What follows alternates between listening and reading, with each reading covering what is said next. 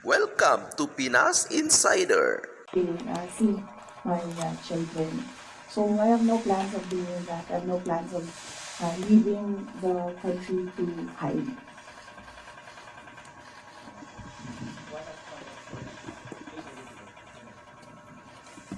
Congressman Marcoleta, Congress Speaker po, so lawyers, to believe in the you will accept the offer. No, I think, well, first off, I'd like to thank Congressman Rodante Marcoleta for his offer to be my lawyer in the impeachment case. I appreciate it because he's a very good lawyer. He's a brilliant lawyer. In fact, he pointed out to me points during the committee hearing that I was, as a lawyer, I was not able to see. So that shows his astuteness in the law. But I feel that he will better serve the country if he remains as a member of the House of Representatives. That is what is important right now. We need good public servants, good leaders, good officials in government. And I assure everyone that we already have lawyers helping us. In fact, the moment that Franz Castro announced last year that they are planning to file an impeachment, we already talked to lawyers who will handle the impeachment case at the time. But now, cases pala. So we just need more lawyers. And we already discussed this with the first team that we hired as lawyers.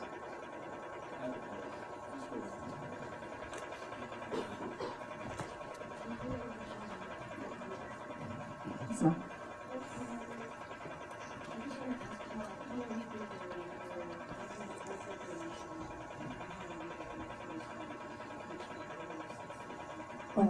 okay. Yes, ma'am.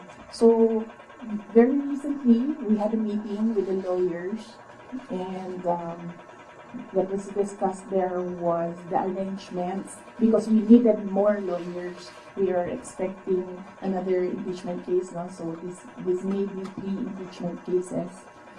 So, and then we will await official copy of the articles of impeachment so that they can prepare the defense. We already have advanced copies of what is filed in the House of Representatives, and they're starting preparatory works right now.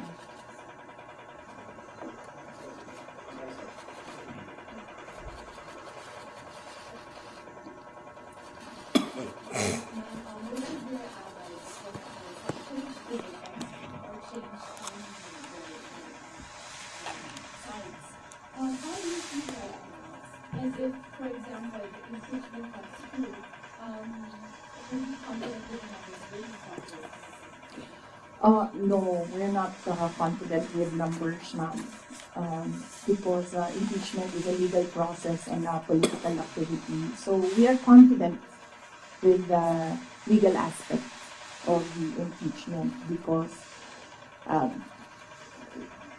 all the lawyers that I asked to review the initial draft of the impeachment complaint really said that this is not, well, they would say it's not an impeachable offense, and this is not an actionable offense, things like that, lawyer talk. But with regard to politics, that is a different matter altogether. So we do not know what will happen with that.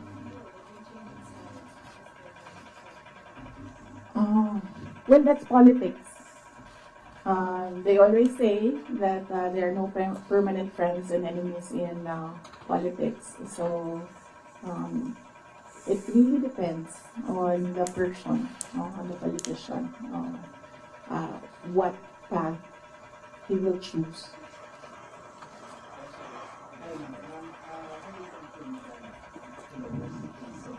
Yes. The House of Government said that they are having the possibility of signing Flambo and opposition constitution charges and others against you and several other officials of the OBP and formerly presented in relation to the alleged misuse of the confidential funds.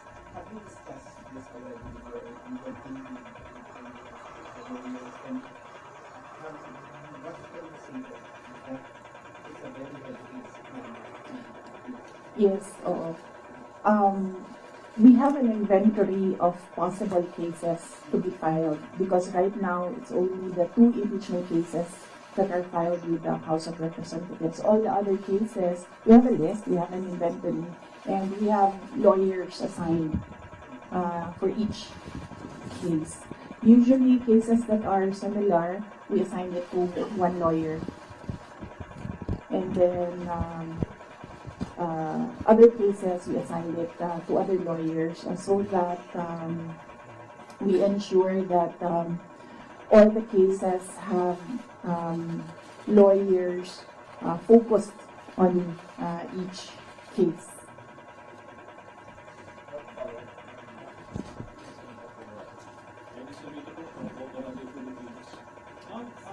Na-consulta na ba yung family niya about this? Ano naman niya?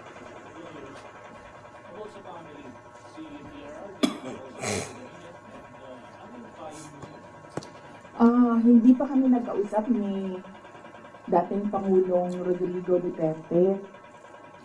I expect na magkikita kami as usual sa December 24 sa bahay ng mother ko. Likely baka doon namin mapag-usapan yan kung man mapag-usapan namin dahil madalas kasi kapag nagkasama-sama yung pamilya, lalo na pag nandiyan yung mga apo, ay yung mga apo yung pinag-uusapan ng pamilya. Nagsabi si Pangulong Duterte na magpapadala siya ng pera para sa pambayad daw ng mga abogado kasi alam niya na napakaraming mga abogado ngayon ang kinuha para sa iba't ibang mga kaso. Pero nagsabi na rin ako through my brother kasi yung kuya ko yung sinabihan niya. Nagsabi ako na wag na lang siya magpadala ng pera dahil nakapaghanda naman na kami para sa impeachment case. Kasi sinabi niya impeachment case. So sabi ko nakapaghanda kami sa impeachment case. Kasi nga last year nag-announce na si Franz Castro ng impeachment. So the moment na sinabi yon, and the moment na nakita namin na tuloy-tuloy yung attacks against me, ay naghanda na rin kami para sa mga abogado. Sara Duterte from Ma'am, you already mentioned that your lawyers are prepared to answer any cases, but the opposition groups advocate a strategic case against you are using your feelings to give in your answers to the alleged corruption and misuse of millions of confidential funds. Ma'am, baka you can offer an explanation also to taxpayers how kung about work mo pa talaga yung paggamit nitong mga confidential funds para matapos na rin ma'am yung question once and for all. Yes, ma'am. I'm not being evasive. If you are referring to the Congress, to the budget hearing and the hearings in the House of Representatives, I'm not being evasive. I am not answering the questions because they have no authority to ask confidential questions. I am answering questions about the use of the money in the Commission on Audit. And there is no, you ask the Commission on Audit if there was anything at all that they can say or see that we are not cooperative with the audit. So it is wrong to say that I am evasive. I am definitely not answering questions about the use of the fund, about confidential funds, because it pertains to national security and the lives of the people involved in intelligence operations. And yes, as I said, we have fully cooperated with the audit process of the Commission on Audit, who has the sole jurisdiction to ask questions about the use of confidential funds. In fact, 2/4 of the Department of Education are already cleared by the Commission on Audit, but it is still being questioned inside the committee in the House of Representatives. So that is the reason why I am not answering questions from the House of Representatives. Plus the fact that, as I said, it is an attack. It is a political attack. If you are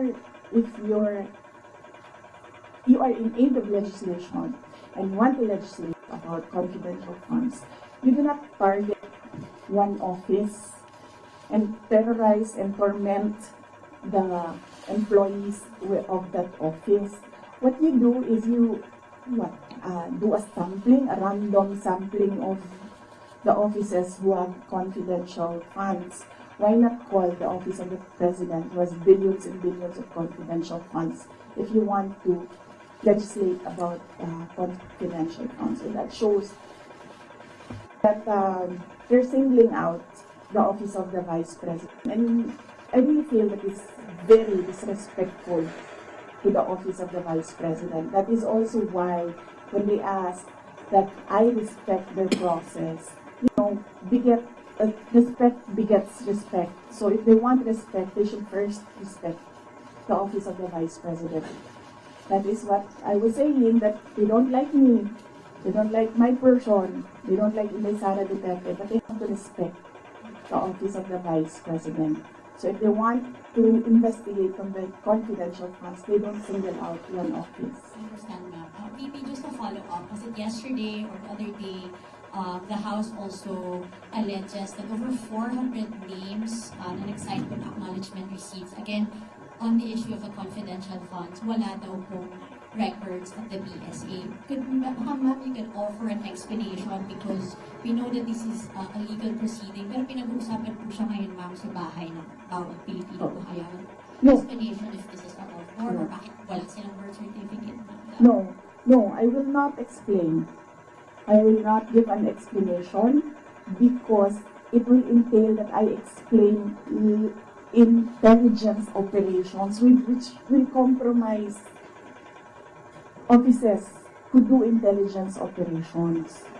It will really compromise how they work. So no explanation will be given to the members of the House of Representatives. One final follow-up for me, ma'am. Then what's your response to accusations that an office like the DepEd and the OVP have no jurisdiction naman to have these confidential funds that are spent for national security? Well, the confidential funds was the first transfer of confidential funds was from the office, from the contingent funds to the office of the vice president, and this was approved by the office of the president. The next year confidential funds was 2023, and we submitted it to the Department of Budget and Management. It was approved by the Department of Budget and Management, and therefore it implies it was approved by the Office of the President because it was included in the National Expenditure Program, the NEP. So, and then it was approved by Congress as well. The only reason why we did not use the confidential funds in the fourth quarter for both offices because I was already flagged by a friend inside the House of Representatives that they will attack you using confidential funds. So yes, it was duly approved by the Office of the President and both houses of Congress as well as because it was included in the General Appropriations Act. So it was not, we presented it, we defended it, they approved it, we used it, and then the question on utilization is under the Commission on Audit. That is how the system works. They cannot use or they cannot twist the system according to their personal interests. Really, all these circumstances and events happening surrounding the office of the Vice President is a race to the presidential election in 2028. Unfortunately, they are attacking the office as well. So, dyan ako medyo, and the personnel of the office of the Vice President. So, dyan ako medyo pumapalag. Wala namang problema kung atakihin ninyo ako kasi politiko naman talaga ako. Pero may problema ako pag inatake yung opisina at yung mga kasamahan ko dito sa opisina ng pangalawang Pangulo na nagtatrabaho lang. Al Jazeera. Madam Vice President. I'm just going to pick up on Mara's line of questioning. You said, and I understand your explanation about these confidential funds having been approved by several layers in the government. But maybe just to go back to the basics, if you can explain to ordinary Filipinos why the Office of the Vice President needs confidential intelligence. Okay. Yes. For the Office of the Vice President, it's not the first time that the office was granted confidential funds. During the time of Vice President Binay, the office was already given confidential funds. The confidential funds we use in relation to our work and national security. All the projects and the programs of the Office of the Vice President target poverty alleviation. There is a direct correlation between poverty and national security. So, what we do is we want to target the areas where we put our projects so that we achieve peace and order and security. So, we don't want our projects put in areas where it is not needed for poverty alleviation. So we want to prioritize the areas. And the only way to do that is to use confidential funds to purchase information. So where are the target areas? We need that so that our projects will serve these areas. So that's why we needed the confidential funds. In the Department of Education, there is a correlation as well of the education and national security. In fact, that is one of there is a correlation as well of education and national security. There are so many threats to education, not just insurgency, and threats to the Department of Education personnel and students as well. And we wanted to target projects of the Department of Education as well in the most vulnerable areas and schools. That is why we needed confidential funds. It's all about national security. And the position of the Office of the Vice President and the Department of Education is that the national security is a holistic concept. It's not just one, territorial defense, sovereignty. No, national security is about food security. It's about quality of education. It's about poverty alleviation and everything else that we need to do as a country to get us out of this poverty rut. You are in the NTFL cabinet, so couldn't have your offices work in NTFL cabinet, as well as other government agencies that actually have national security needs? In the NDFL CAP, they are only about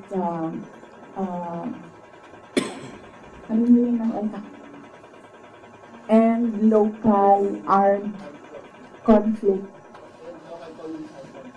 and local LCAP. So that is very specific to that local conflict and communism. So, as I said, the projects and the programs of OVP target poverty alleviation, and there's so many factors affecting poverty. And there are so many threats to education, not just insurgency. But there are also other government agencies with national security mandates that you can work with. Your offices can work with. Yes, that is true, but we work far faster if we are allowed to purchase information and target our projects immediately on the certain school or certain barangay or certain municipality. We move faster if we can target our projects. Going back to the confidential funds, that was also confidential funds, but the names that are being verified by the Philippine Statistics Authority, I know you said that you can't explain because they're confidential in nature. Maybe just a yes or no, because other names have cropped up. Aside from Mary Grace Piatos, we have Chico McDonald, Fernando Tempura, Carlos Wishi, Raymunda Nova. These were mentioned in a column of the Philippine Star and Congressman Joel Chuo's story. Are yes or no? Are these code names? Nakalimutan ko yung sagot ko. Sandali. I cannot explain confidential funds because it will entail explaining intelligence operations. And there is a law that prohibits officials who gather information because of their office to divulge it in public. So it's the Anti-Graft and Corrupt Practices Act. There is a specific provision of law. You cannot divulge confidential information that you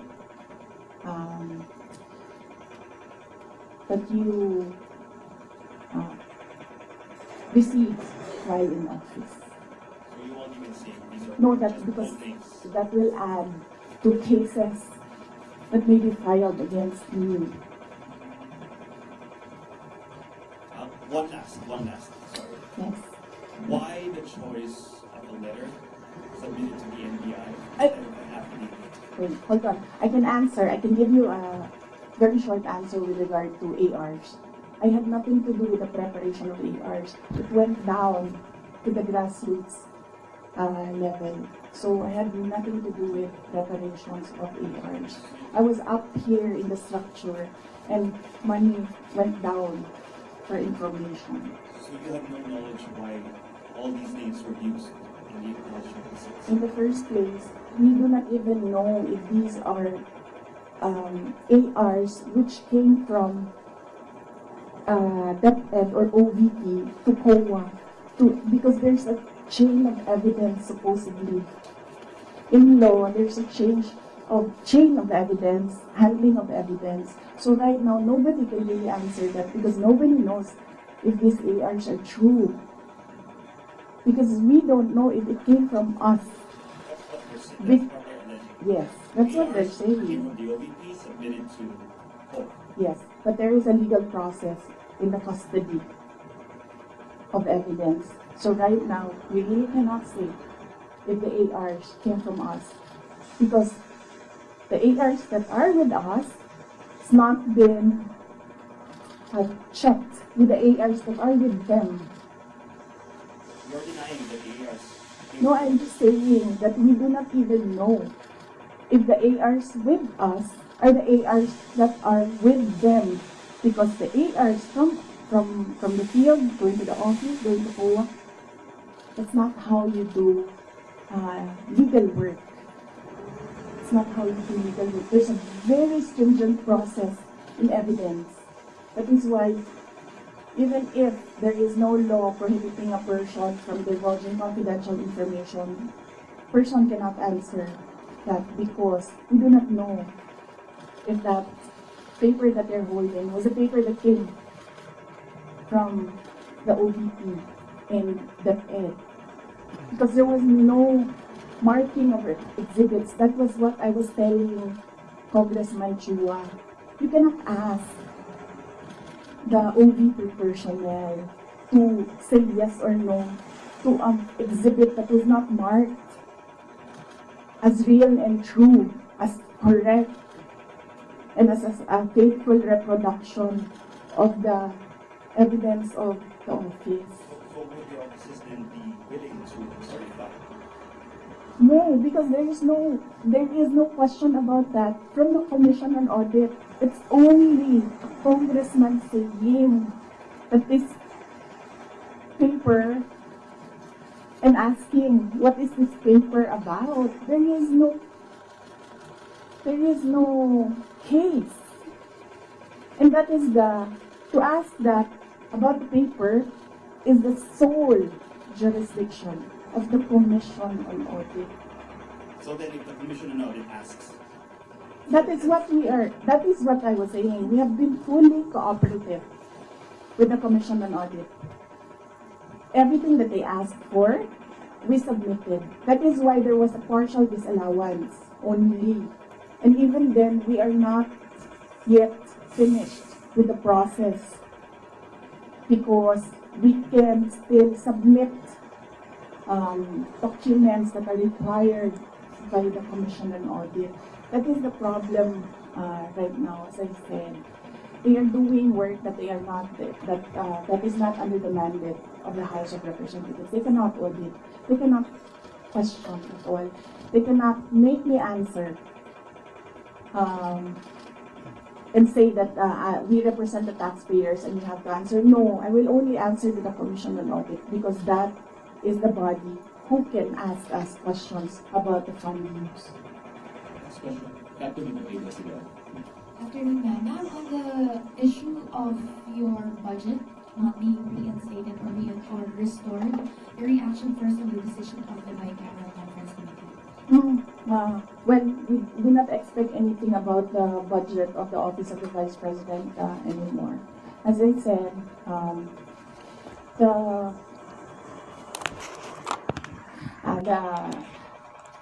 before I was saying that I am not the problem. I've been saying that I'm not the problem. The problem of the Philippines is kahirapan, kagutuman, corruption, and all the other peace and order issues. But it is clear right now that they consider me as the problem already. So I will not help them solve the problem. Ma'am, a follow-up question. It's nearly January already. Your office will be filing a new budget request for 2026. How much do you intend to ask from Congress for 2026? We've not discussed that. We need to wait for the budget call because the budget call outlines the rules of your proposals for budget for your office. So we need to read the budget call before we can sit down and discuss a budget proposal for the Office of the Vice President. Now, at top of mind, are you still considering to hike the 733 million, or will you be happy operating at the same expenses in 2026? I cannot answer that because there are rules. They usually put conditions in the budget call, and we really need to read the budget call to draft a proposed budget. Ask two questions. Well, just to follow up on the budget, in the previous interviews you said that you cannot give a definite answer on what will happen with regards to your satellite offices, given that the budget was not final at that time. But given that the BICAM already decided not to reinstate your original proposal of 2 billion, what will happen to your satellite offices? There are around, I think, 10 satellite offices across the country.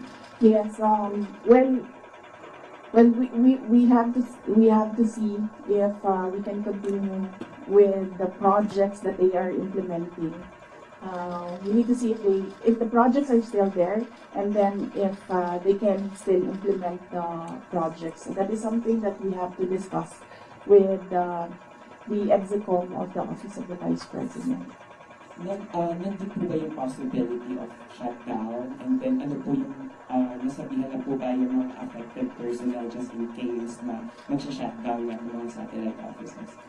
Galing sa central office ng Office of the Vice President, wala kaming sinabi sa kanila. Pero since nababasa naman nila sa media yung nangyayari sa budget, I am sure that they are preparing themselves as well.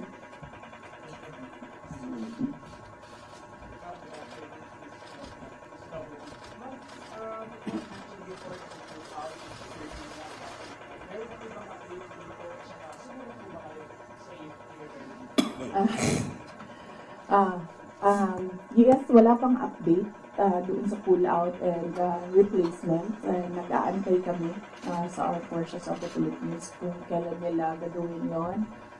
Yes, nagpadala ako ng letter sa Chief of Staff ng Armed Forces of the Philippines. Meron lang ako mga nilatag doon na mga requests. Pinakauna doon is hindi na kami tatanggap, hindi na ako tatanggap ng replacements. So kung magtanggal sila, hindi na nila i-replace. Iwan na lang nila kung ano yung maiwan. And kung wala mang maiwan dahil tatanggalin nila lahat, I already said that I will seek security arrangements outside of the Armed Forces of the Philippines already.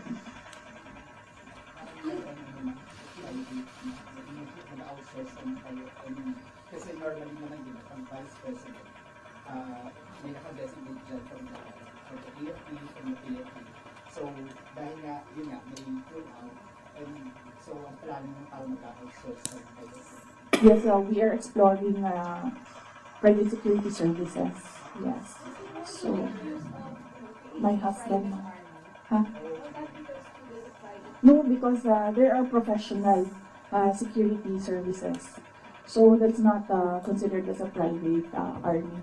And I do not know if these individuals are allowed to bring guns. So that makes them less of an army ma'am kung wala silang. Hindi ko alam kung sa professional security services. But that is one option that we are preparing for in case there is a pull out of the entire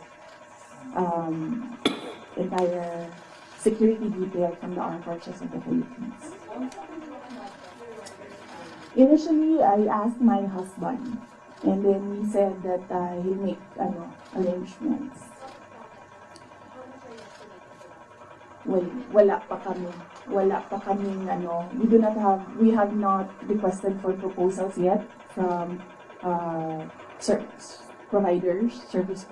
We have not requested a proposal yet. So, that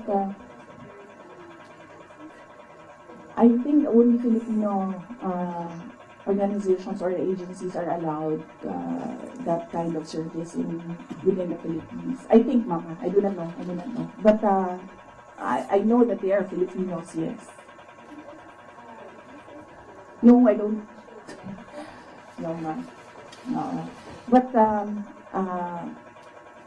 no, I do not feel secure. As I said, that there's always been bias because when we see, say for example, DOJ, iniimbestigahan nila yung press con. Pero hindi nila iniimbestigahan kung bakit kami umabot doon sa press con na yun. Iniimbestigahan nila ang threat ko no, pero they've not ever investigated threats against me, which are all documented, but we do not give them the information because we don't trust them at all. Last two questions right then. Ma'am, kasi sabi ko nila mga congressman po, parang contrite lang daw yung threat ninyo. Parang it's just an imaginary threat. Like for example, si Asidre nagsabi na imaginary daw yung threat ninyo unlike doon sa sinasabi na threat daw, yung threat to the first family of the general. So your take on this po? Kasi parang dinidismiss po ng mga congressman na kayo po ay nag-threat, hindi nagkaroon ng threat sa inyong buhay. Parang sinasabi na, hindi naman kayo, parang imaginary lang yung threat ni Vice President as opposed to sa sinabi niya din sa press conference. What's your take on this po? Yes, we have documents, sir. We have screen caps, we have photos, we have police blotters, we have everything on file. But I never talked about it before because I felt na it is part of my job as Vice President. You get that? Diba? So, and it does not affect my work. So, all the more that it was inconsequential for me at the time. But right now, seeing that they are picking out words that I said and making a case out of it and saying that these are threats. So I think they should start with where is this coming from? That is the question that they should ask themselves. But I don't think they'll ever ask that of themselves.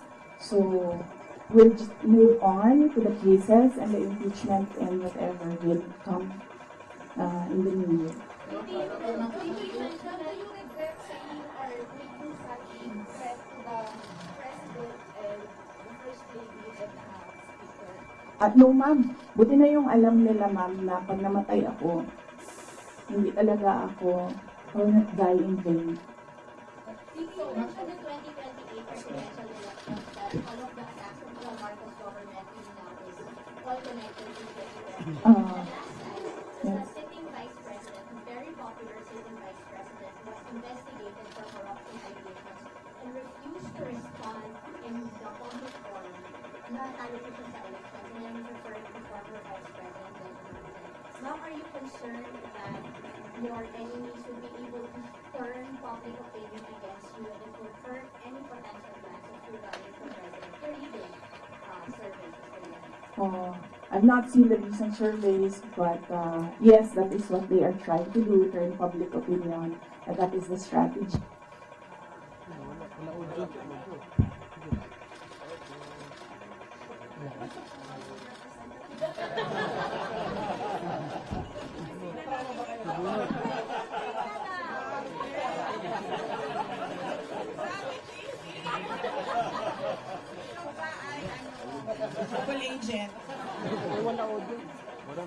Nasa kabilang speaker.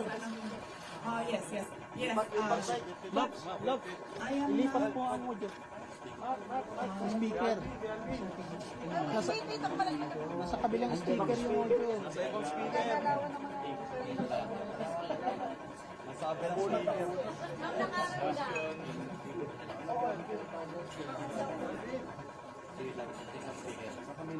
Lapit mo ano?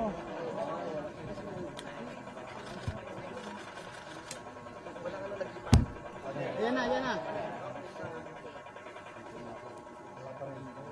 Wala pa rin. Lipat na lipat ko na lang. Wireless na. Either ba yan na? Ayan na. Yes. But yes. So, yes, that is what they are trying to do, turn public opinion. That is a common strategy in politics. Black propaganda and everything. Will it hurt my chances? I'm not yet a candidate. So, right now, I am just the Vice President of the Republic of the Philippines and working for the country. So, I am not yet a candidate. So I do not know if this will affect me. Maybe my decision in 2026 will consider what is happening right now, but I cannot really say with finality what will be the considerations for me to decide to run for president. As I said, just give me the last quarter of 2026. I think that is the best time for any presidential candidate to decide to run. Ma'am, pero hindi po ma'am, kasi ito, lumalabas yung keyword na yung Pilipinay. Para kayo ginagawa ng Pilipinay, yung task force from yung Vice President Deputy. Hindi po ma'am, Pilipinay kayo ngayon kasi malakas kayo ngayon this survey and possibly tinutukod nila kayo para mawala yung political counting sa 2023. Yes, oo. yan naman yung sinasabi ko eh. It's all, these are all political attacks. From the attack from the left on the confidential funds, the meeting with the Speaker of the House of Representatives, and the attack on the budget, and the other attacks that we see in social media. So these are all directed to remove me from the race, yes, and then of course remove me from office. Ay, that needs a sit down. Ay, naku. Ay, talaga. Sasabihin ko sa'yo, you know, paano ko nalaman na gusto ni, na plano or gusto ni Martin Romualdez na mag-president? Ay, naku. Halaga. Sasabihin ko sa'yo. And it is personal knowledge. Kasi narinig ko talaga. I was there. So, kaya alam ko sa simula pa lang, narinig ko yun, okay. Wala lang din sa akin yun. Kasi lahat naman pwedeng tumakbong presidente. Diba? Ang hindi ko lang in-expect, yung magamitin mo yung buong gobyerno, sirain yung isang tao. Yan din. Kailangan magdesisyon ng taong bayan. Gusto niyo ba ng Vice President Martin Romualdez? Yan ang tanong. Kasi, yan naman kasi talaga yung plano niya. And so, kailangan mag-decide ng taong bayan if you want somebody sitting there na hindi ninyo binoto.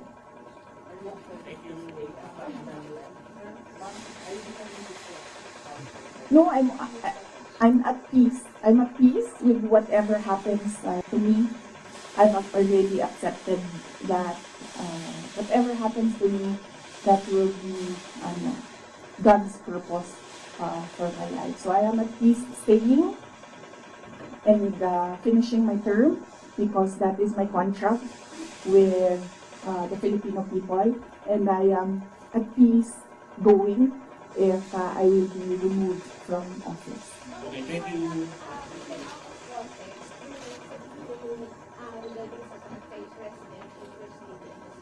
Hindi ma'am, ang pinake out nila of context is tinanggal nila yung kung yon at iniwan lang nila yung gusto nilang gamitin.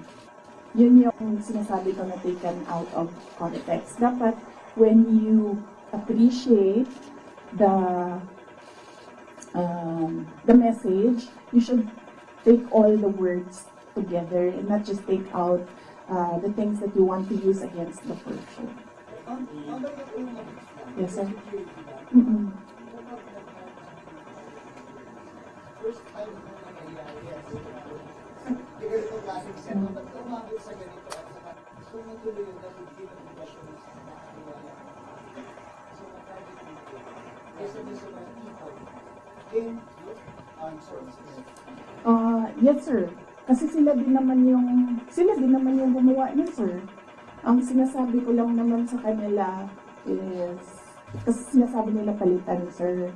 Mahirap kasi, security is fundamentally a trust and confidence position. So it's difficult to entrust your life to somebody you really do not know, and it's, you just put there by somebody who you do not trust as well.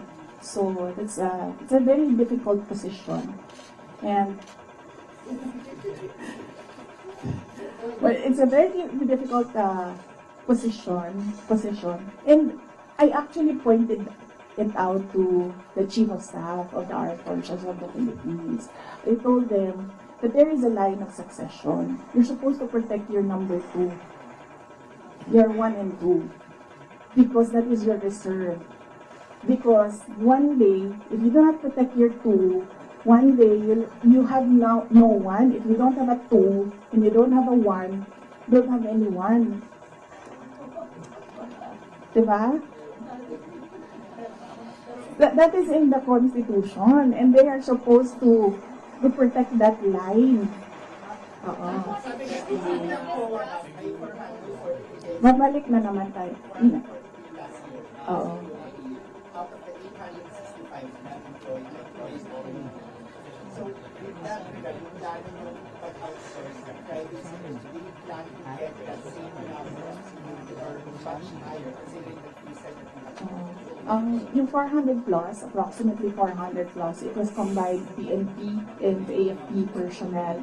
When the PNP pulled out all the personnel of the PNP, ang naiwan na lang is 334.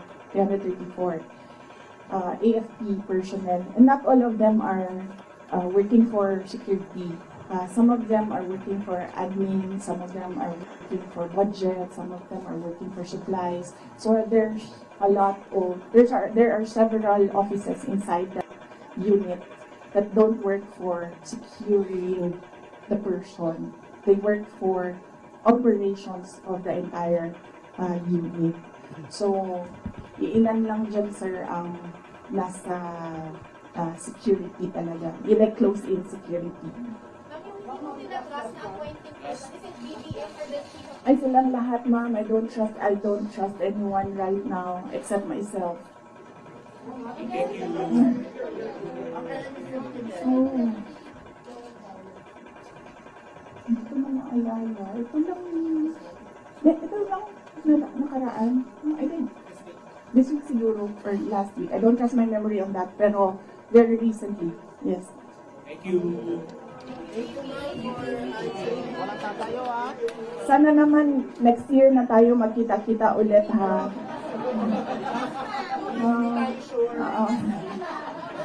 Sana naman, sa January na, please.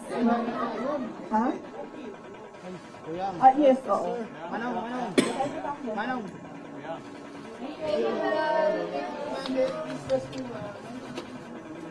Thank you for watching. Don't forget to subscribe. Bye!